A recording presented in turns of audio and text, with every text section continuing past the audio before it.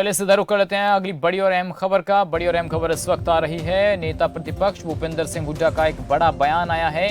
आपको बता दें कि आदमपुर में उपचुनाव होना है, इसको लेकर भूपेंद्र सिंह हुड्डा ने एक बड़ा बयान दिया है। तो आदमपुर कांग्रेस का गढ़ रहा है और हम चुनाव जीत रहे हैं, ये कहना है भूपेंद्र सिंह हुड्डा का।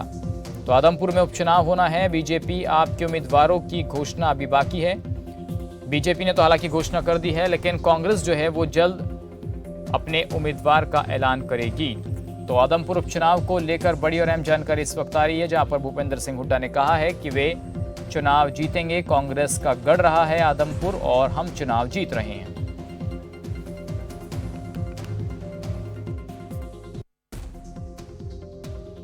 बिश्नोई को बना दिया गया है, किस तरह देखते हैं? ठीक है, पार्टी का काम है, उन्होंने अपनी पार्टी का उम्मीदवार तय किया है। आप पार्टी ने भी अपना उम्मीदवार तय किया है। कांग्रेस पार्टी भी जल्दी अपना उम्मीदवार तय करेगी और कांग्रेस पार्टी जीतेगी। अच्छा, चाहे बीजेपी का कैंडिडेट हो या आम आदमी का, दोनों ही कहीं ना कहीं पहले कांग्रेस में रहे हैं। बहुत सारे कांग्रेस में रहे हैं और सत्येंद्र जो आम आदमी पार्टी कैंडिडेट है उसको भी पहले कांग्रेस की टिकट थी। अब ये भव्य भी जो है पार्लियामेंट का चुनाव लड़े थे कांग्रेस पार्टी की टिकट से, अब वो बीजेपी से लड़ रहे हैं।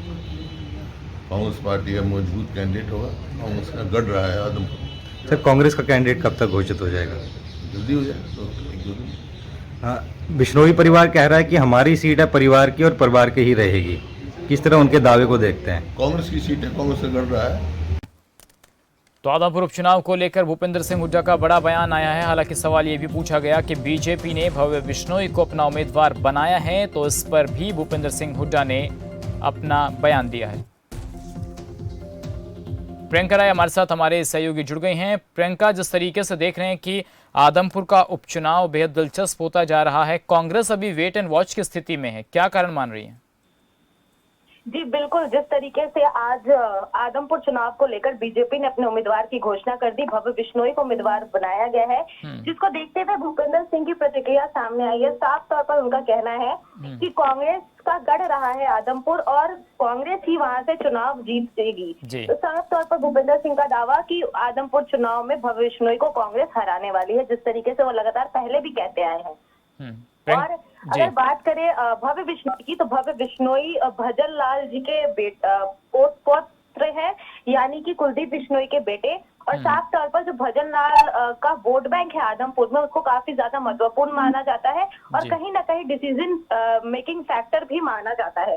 तो देखना ये होगा कि जब चुनाव होते हैं यानी कि 3 नवंबर को, तो कौन एक दूसरे को कड़ी टक्कर देते हुए नजर आता है और 6 तारीख को जब चुनाव के नतीजे सामने आते हैं तो कौन सा वो उम्मीदवार है जो तमाम दावों के बीच जीतता हुआ दिखाई देगा। क्योंकि जिस तरीके से भूपेंद्र सिंह हुड्डा का दावा है कि आदमपुर में कांग्रेस ही जीतने वाली है और वही गढ़ रहा है और जल्द ही कांग्रेस भी अपने उम्मीदवारों की घोषणा कर देगी, ये भी साफ तौर पर भूपेंद्र सिंह हुड्डा ने कहा है। उन्होंने कहा है कि कांग्रेस पार्टी आदमपुर में मजबूत हो रही है और भी ज्यादा मजबूत हो गई है, क्योंकि जिस तरीके से लगातार आदमपुर चुनाव में वो मुद्दे उठा रहे हैं और जनता के बीच जा रहे हैं, वो कहीं ना कहीं कांग्रेस को आदमपुर चुनाव में जरूर फायदा देगी। तो साफ तौर पर भूपेंद्र सिंह हुड्डा ने भी हुंकार भर दी है आदमपुर चुनाव को लेकर और साफ तौर पर उनका मानना है और कहीं ना कहीं वो निश्चिंत भी दिख रहे हैं कि आदमपुर चुनाव में भव्य बिश्नोई को कांग्रेस कड़ी टक्कर देगी और जीत भी दर्ज करेगी। जी प्रियंका, तो क्या ये माना जाए कि भूपेंद्र सिंह हुड्डा से सवाल पूछा गया तो जाहिर सी बात है वो लगातार कह रहे हैं कि देखिए कांग्रेस जीत रही है, कांग्रेस का गढ़ रहा है, लेकिन 68 से लेकर 2022 तक तो वहाँ बिश्नोई परिवार ही जीतता रहा है। तो क्या माना जाए कि एक तरफ बिश्नोई परिवार है, एक तरफ विपक्ष?